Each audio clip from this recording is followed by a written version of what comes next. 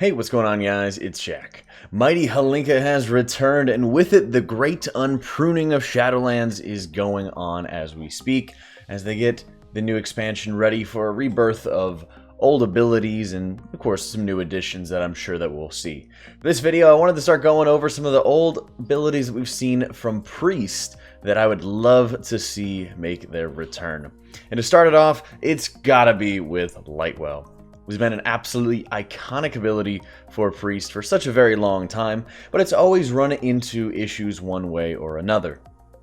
If the spec was balanced specifically around having a Lightwell, well, when you're having groups that don't want to click it, it often was going to very minimal effect, very minimal use, then Priest would be horrible. If they were balanced without Lightwell in consideration, then if groups actually did use it, it would be insane. And we've kind of gone back and forth with that. But now that we're in the addition of Mythic Plus, even a Lightwell that returns as a talent that's clickable could be a substantial improvement to the Holy Priest spec for Mythic Plus.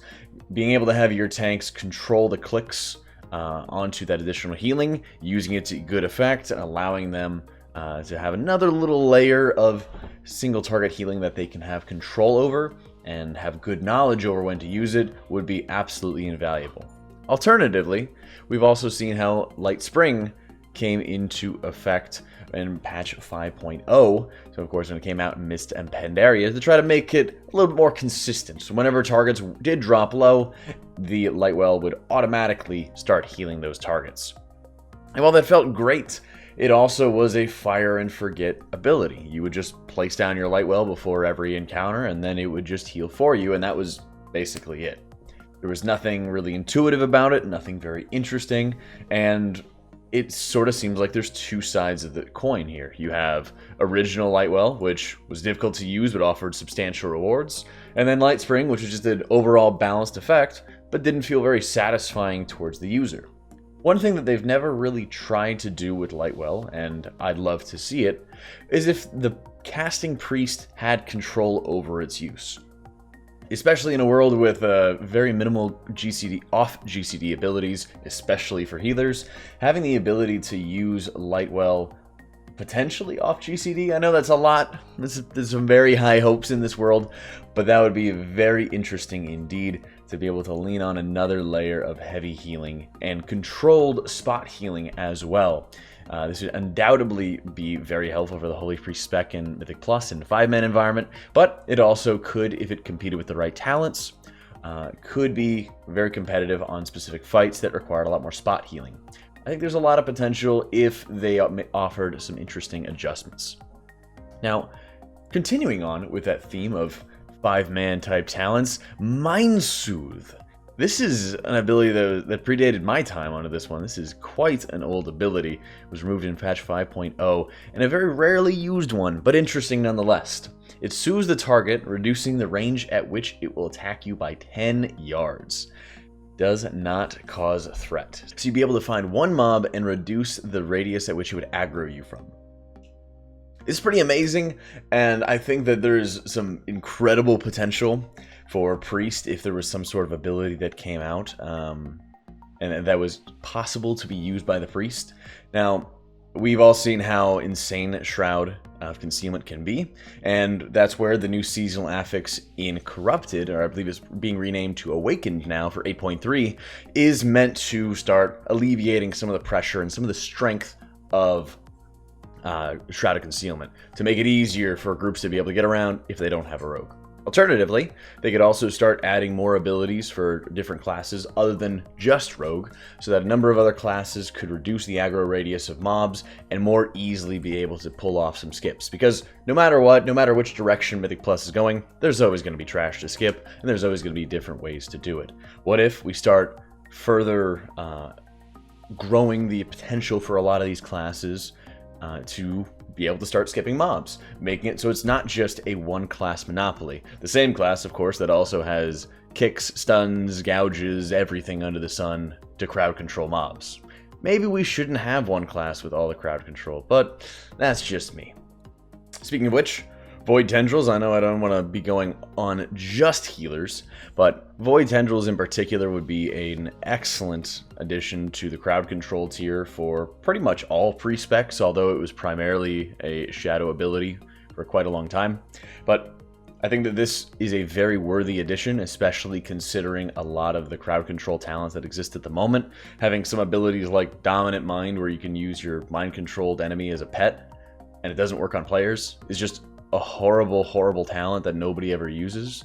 And adding something like Void Tendrils, for example, would be so much better and so much more consistent to add to the table.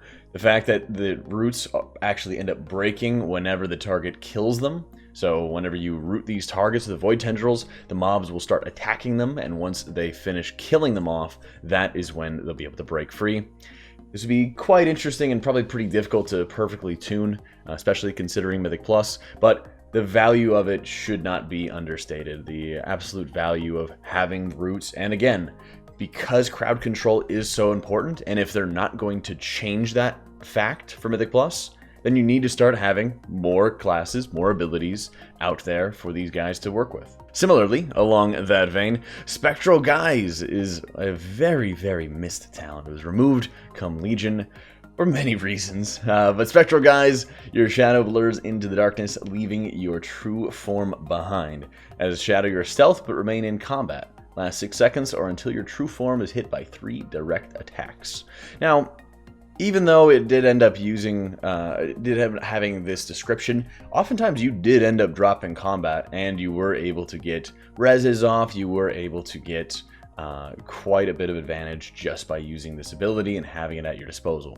Now, we're also coming off the back of an expansion that's been dominated in Mythic Plus, or the MDI, with having Night Elf, Shadow Meld skips left, right, and center.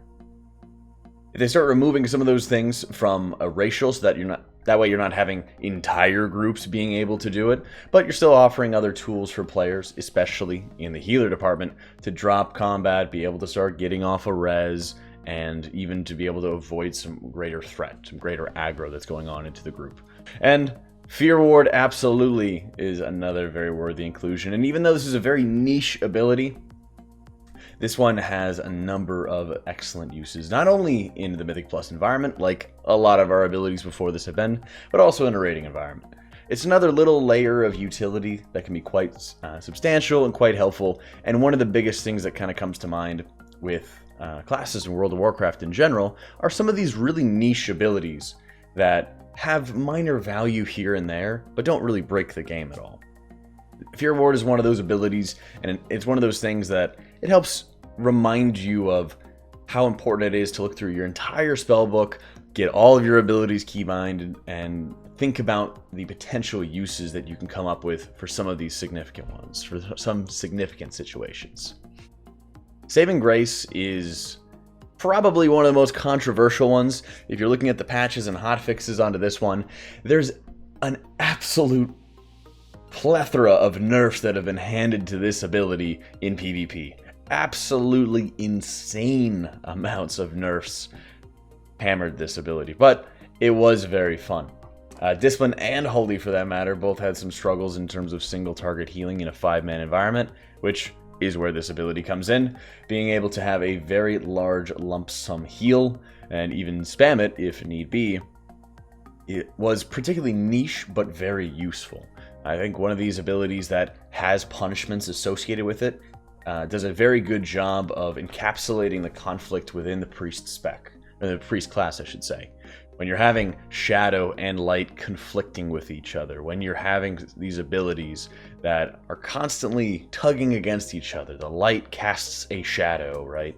I think having these positive talents that give you negative effects are good in moderation, and I think that Saving Grace is another ability that should absolutely be looked at, but they need to be able to have another plan for it for PvP.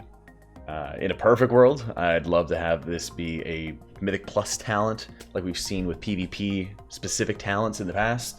I think that's unlikely to happen, and I'm not getting my hopes up on that one, but Saving Grace, I think, has a great amount of potential in PvE, but there's a lot of problems that it produces in a PvP environment. Phantasm. Again, one of those other type of passive effects that comes in. Whenever you fade, you remove all movement impairing effects from yourself, and your movement speed is unhindered for 5 seconds. I think this has the potential of being an excellent comeback really for this talent, for this ability, especially off of the back of so many, I guess you could say, minor movement or minor defensive abilities that are always sort of in conflict with each other. You have 2 movement abilities and then 1 that gives you damage reduction, rather than having a movement ability that just frees you from snares. I think that's one area that's been particularly missed for Priest, is you're just looking at, okay, well, is this movement speed better than this movement speed? And then you pick whatever it is that you want, rather than actually having one that frees you from roots, snares, and effects. Glyph of Restored Faith. I had to do some digging to find this one. Leap of Faith pulls you to your target instead of pulling your target to you. This was one of my absolute most favorite major glyphs, and I was heartbroken come Legion when they removed it. Being able to change your grip and work it towards your own advantage was absolutely amazing, and one of my favorite things when it first came out in Warlords of Draenor. That added bit of utility at your disposal that you could make strong decisions, good decisions, to be able to span very, very big gaps on your own. Life Grip is one of those things often used for trolling and for very niche effects in Mythic Plus or in raids.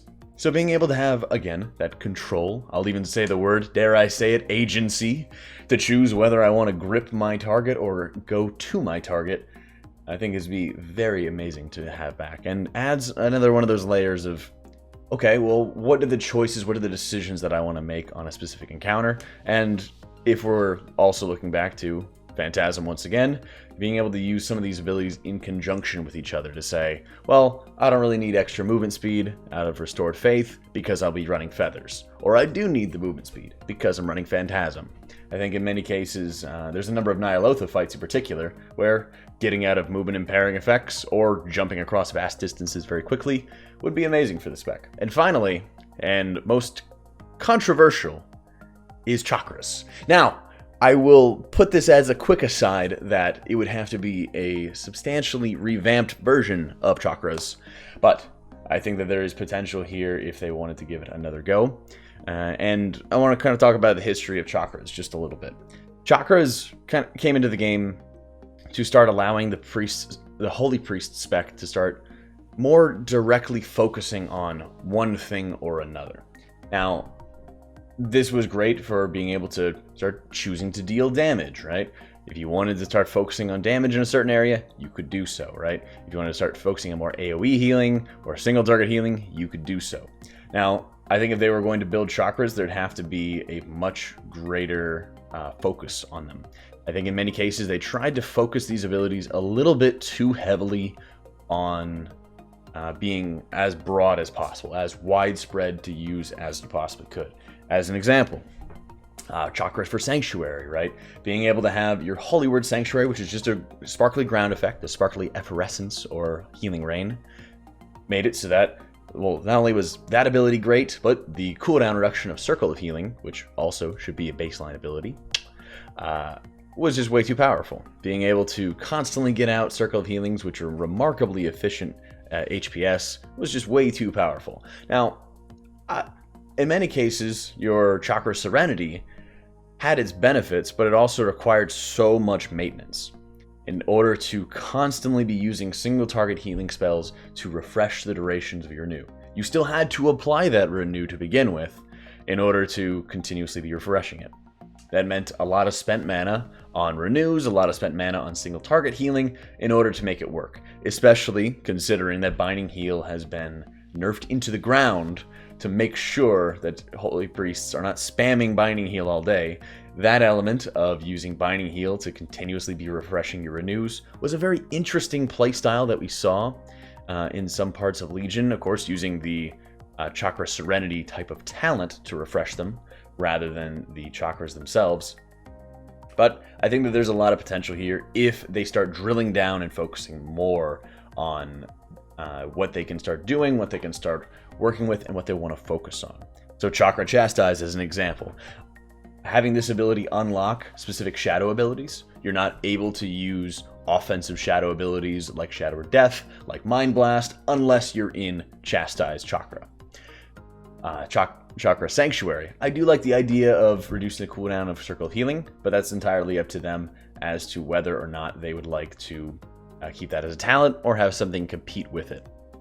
Also be interesting to see if they'd like to have a hot-based ground effect or keep the current iteration of Sanctuary, which is just a burst of AoE healing. Personally, I prefer to keep the current iteration of Serenity, very large single target heal, and current version of Sanctuary, that burst of AoE healing, in their place, but have specific augments to those abilities. After casting Sanctuary in Sanctuary Chakra, your next prayer of healing is going to be healing 2 or 3 additional targets, or it's going to be healing for more, right? It's very, very focused on raid healing, on AoE healing. There's not a question about it. You're either dealing damage or you're in Sanctuary Chakra.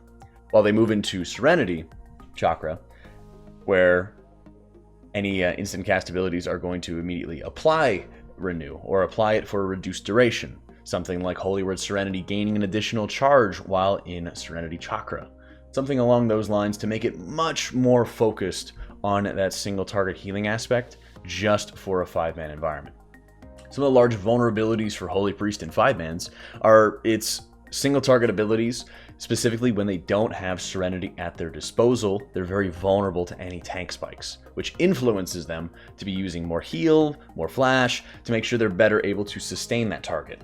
Being able to have a more constant healing throughput from renews automatically being applied, saving them globals, allowing them to add additional damage here and there, is helpful. Having a second charge of Serenity makes them less reliant on continuously spamming more single target healing so that they're going to be ready for the next burst. Being able to have shadow-based abilities locked behind the Chastised Chakra, for example, would make it so that if you want to be dealing substantial amounts of damage at the cost of some potential mana and the cost of safety, then you're able to make that decision, but you have to switch into the Chakra. A 30-second cooldown as it exists right now was pretty nice to be able to see, but we'll have to see if they were to make an even greater punishment or an even greater focus just to make these decisions feel a lot more significant. If they wanted to make sure that they're not pressuring people into constantly switching back and forth, but that these were specific decisions built for an encounter, built for a Mythic Plus environment. Let me know what you guys think, if there's other ways that you would like to change abilities, bring old ones back, or even some new ones coming in their entirety. Thanks so much for tuning in, guys. Be sure to subscribe to the channel and check out the Twitch stream, as that does help me out a lot. I love you faces. Thanks so much for tuning in. I'll catch y'all next time.